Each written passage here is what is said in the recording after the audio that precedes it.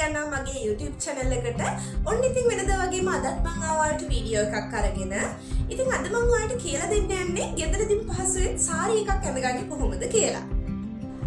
අපිට හදිසි ගමන් බිමන් යෙදෙන අවස්ථා තියෙනවා. ඉතින් ගොඩක් වෙලාවට අපිට හදිසි ෆන්ක්ෂන් එකකට වුණත් සාරි එකක් අඳින්න උවමනයි. ඉතින් ඒ වගේ අවස්ථාවල් වලදී පහසුවෙන්ම ගෙදරදී කොහොමද සාරි එක ඇඳගන්නේ කියලා තමයි අද මම ඔයාලට කියලා දෙන්න යන්නේ.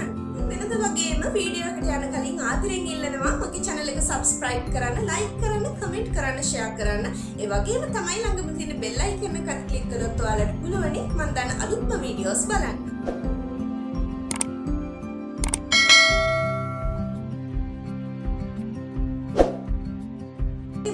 අපි දැන් යමු ලස්සනට සාරි එකක් අඳින්න කොහොමද කියලා බලන්න. මම අද සාරි අඳවන්න අරගෙන තියෙන්නේ නෝමල්ම සාරි එකක්. ඒ කියන්නේ ෆන්ක්ෂන් වලට එහෙම අඳින සාරි එකක් නෙවෙයි. අපි ඉස්සෙල්ලාම සාරි එකේ පොට නමා ගන්න ඕනි. ඔයාලට පේනවා ඇති මෙන්න මේ විදිහට තමයි සාරි එකේ පොට නමන්නේ. මම ඔයාලට දැන් පෙන්නනවා ලං කරලා මෙන්න මේ විදිහට. පැති දෙකට පොටවල් දෙක එන විදිහට තමයි අපි සාරි එකේ පොට හදා ගන්න ඕනි.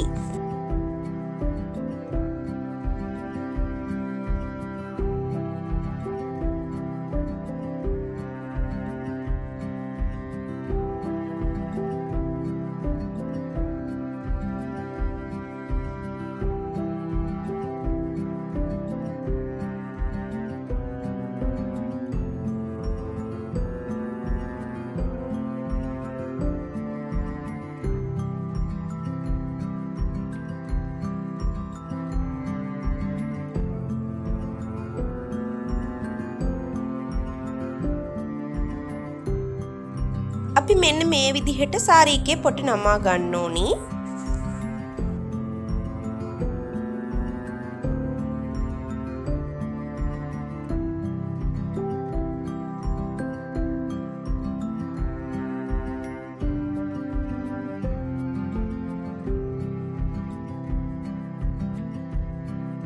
සාරි එකක් අඳිද්දී අපි මතක තියාගන්න ඕනි ප්‍රධානතම කරුණ තමයි සාරි එකේ අපි උඩරිම උස්ස ගන්න ඕනි.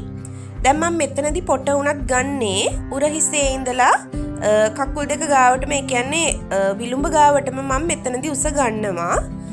මොකද මෙයා හීල් එකක් දාලා නෙවෙයි ඉන්නේ මෙතනදී. ඒ නිසා ෆ්ලැට් එකක් දාලා වගේ නම් ඉතින් මේ විදිහට අපිට ගන්න පුළුවන්. නැත්තම් හීල් එකක් දාලා ඉන්නවා නම් ඔයාලට පුළුවනි හීල් එකේ උස සම්පූර්ණයෙන්ම ගන්න. මොකද සාරි එක කොටට අඳින්න එපා. ඒක හරිම කැතයි. දැන් අපි පොට හදාගෙන ඉවරයි. දැන් අපි සාරි එක අඳින්න පටන් ගමු.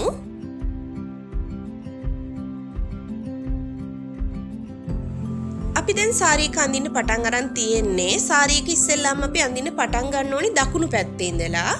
අපි පොට දාන්නේ වමට. ඒ නිසා අපි දකුණු පැත්තේ ඉඳන් මෙන්න මේ විදිහට අඳිනවා සාරි එක. අපි අපේ ඉන වටේ සාරි එක වට දෙකක් ගන්න ඕනි. මේ යන්නේ පළවෙනි වටේ. පළවෙනි වටේ අපි මෙන්න මේ විදිහට සාරි එක ඉනට යට කර ගන්නවා. අන්ඩර් ස්කර්ට් එකට හරි පටියකට හරි ඔයාලා මෙතන රඳවන්න පුළුවන් එකක් ගන්න. මතක ඇතුව තවත් දෙයක් ඔයාලට කියන්න ඕනි. අන්ඩර් ස්කර්ට් එක ගනිද්දී ඉලාස්ටික් එක තියෙන අන්ඩර් ස්කර්ට් ගන්න එපා සාරි එක අඳින්න. අනිවාර්යයෙන්ම පටියක් ගැට ගහන්න තියෙන අන්ඩර් ස්කර්ට් එකක් ගන්න ඕන තමයි සාරි එකට ගොඩක්ම ගැලපෙන්නේ. මොකද සාරි එක ඉනට ටිකක් ටයිට්ව තියෙන්න ඕනි. පළවෙනි වටේ මෙන්න මේ විදිහට අපි යට කරලා අරගෙන දෙවෙනි වටේ මේ විදිහට අපි යට කරන්නේ නැතුව තමයි සාරි එක ඉන වටේ ඔතලා ගන්නෙ.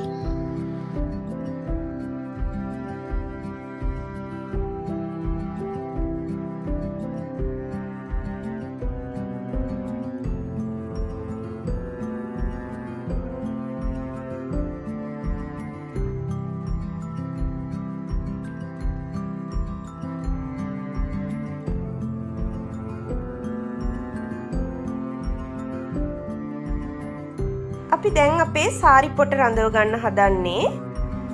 සාරි පොට මෙන්න මේ විදිහට උඩරිම උස ගන්න ඕනි. මම අර කලින් කිව්වා වගේ සාරි පොට දාද්දී තවත් දෙයක් තමයි ෆන්ක්ෂන් එකක් වගේ නම් ඒ කියන්නේ ඔෆිෂියල් යන්නේ නැති ඔයාලා සාමාන්‍ය ෆන්ක්ෂන් එකක් වගේ පාටි එකක් වගේ එහෙම දෙයකට වගේ නම් ඔයාලට පුළුවන් සාරි පොට ටිකක් කොටට ගන්න.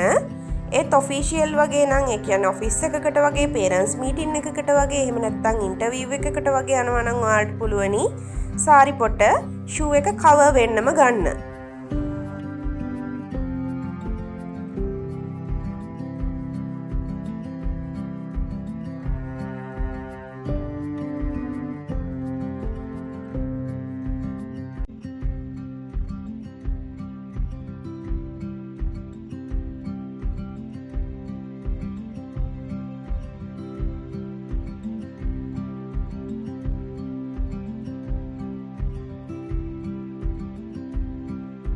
දැන් අපේ සාරි පොට අපි රඳවගෙන ඉවරයි. දැන් අපේ සාරි පොටේ ඉදිරි කොටස මම මේ කරන විදිහට සාරි පොටේ ඉදිරි කොටසෙන් යට පොට මෙන්න මේ විදිහට ඉන වටේ කරකවලා අපි ඉස්සරහට ගන්න ඕනි.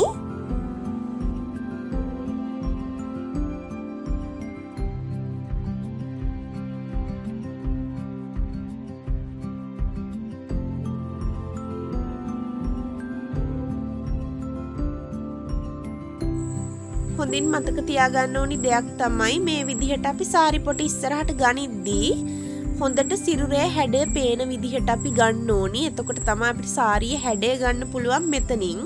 මොකද හිප් එකේ ලස්සන වගේම කාන්තා ශරීරයේ ලාලිත්‍ය ලස්සනටම පෙන්වන්න පුළුවන් සාරි එකේ එක තැනක් තමයි මෙතන.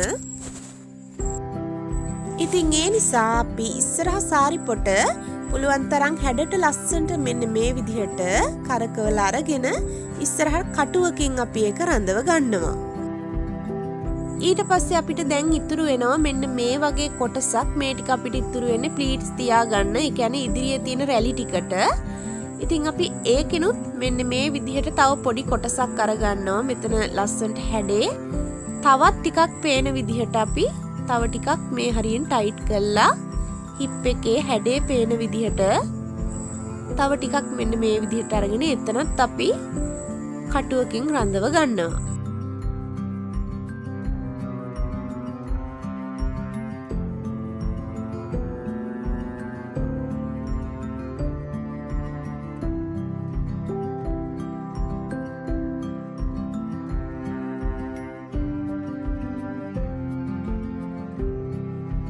දැන් අපි සාරියේ රැලි ටික හදන්නයි හදන්නේ ඉස්සරහා රැලි ටික.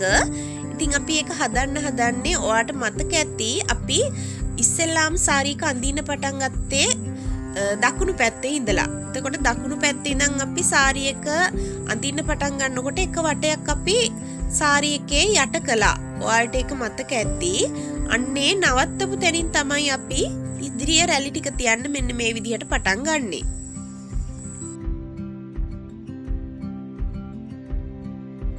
අපි ඉස්සරහා රැලි ටික තියන්න කලින් ඉස්සෙල්ලාම මෙන්න මේ විදිහට එක රැල්ලක් ටිකක් සාමාන්‍ය ලොකුවට තියා ගන්න ඕනි. ඊට පස්සේ තමයි අපි සාමාන්‍ය විදිහට අනිත් රැලි ටික මෙන්න මේ විදිහට ඒ රැල්ලට ඉදිරියෙන් ඉතිරි රැලි ටික හදාගෙන යන්නේ. ඔයාලට පේනවා ඇති. මම රැලි තරමක් ලොකුවට ගන්නෙ මොකද එතකොට අපිට රැලි ලස්සනට පිළිවෙලට තියාගන්න පුළුවනි.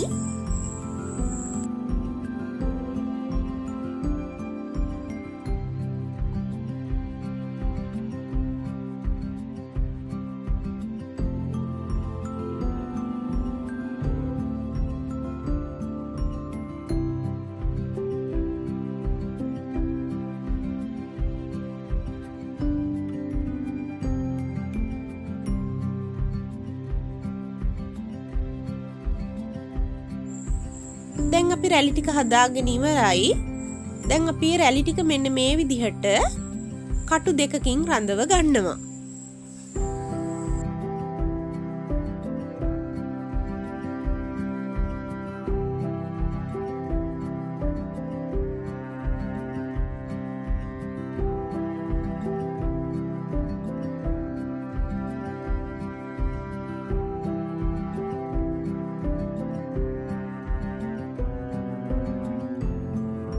දැන් අපි මේ රැලි ටික යට කරගන්න ඕනි. අපි මෙතනදී මම ටයිට් එකටම අන්ඩර්ස්කර්ට් එක ගන්න කියන එක හේතුවකුත් මේක තමයි. මොකද අපි ප්ලීට්ස් ටික අන්ඩර්ස්කර්ට් එක ඇතුළට තමයි යට කරන්නේ. එතකොට ප්ලීට්ස් ටික ලස්සනට නීට් එකට එන්නේ අන්ඩර්ස්කර්ට් එක චුට්ටක් ටයිට්ව තියෙන තරමට තමයි. අපි මේ ප්ලීට්ස් ටික ගන්නත් ඕනි අර සාරී එක වගේම අපේ ස්ලිපර් එක හරි අපි දාන ෂූ එක හරි කවර් වෙන්න තමයි අපි මේ විදිහට සාරී එක වගේම රැලි ටිකක් ගන්න ඕනි.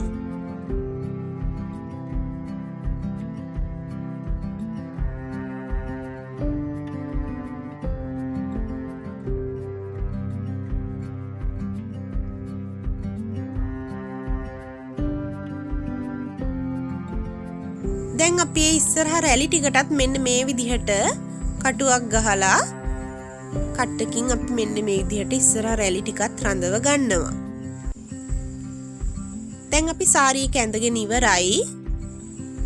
සාරී එක ගොඩක් සිම්පල් ඕනි කෙනෙකුට ගෙදරදී අඳින්න පුළුවනි. සාරී එකක් අනිවාර්යෙන් අඳිනවා නම් තවත් දෙයක් තමයි ඔයාලා හොඳට මේ විදිහටම සිල්කි මැටීරියල් එකක් තෝරගන්න. මොකද සාරී එකක් අඳිද්දි කිසිම වෙලාවක රළු සහිත ස්වභාවයක් තියෙන සාරි තෝරගන්න එපා.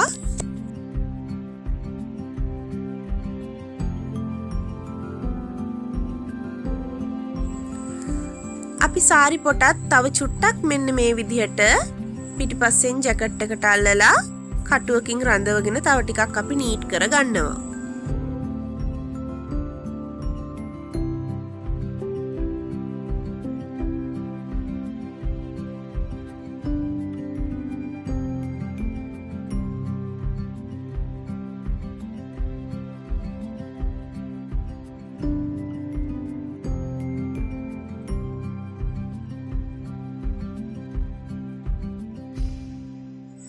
දැන් අපි සාරි පොටේ තියෙන අනිත් කටු ටිකත් ගලවලා අයින් කරගන්නවා. ඊට පස්සේ සාරි පොටේ ඉස්සරහා ටික මෙන්න මේ විදිහට අපි අන්තිමට නීට් කරගන්න ඕනි.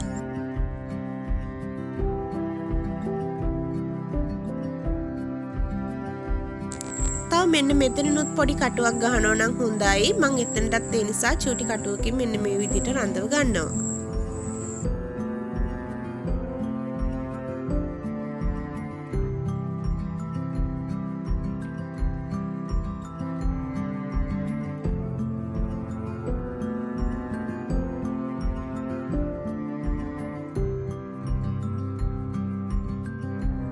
ඉතින් අපි දැන් සාරි එක ඇඳගෙන ඉවරයි. මේ තියෙන අපි ඇඳ සාරි එක.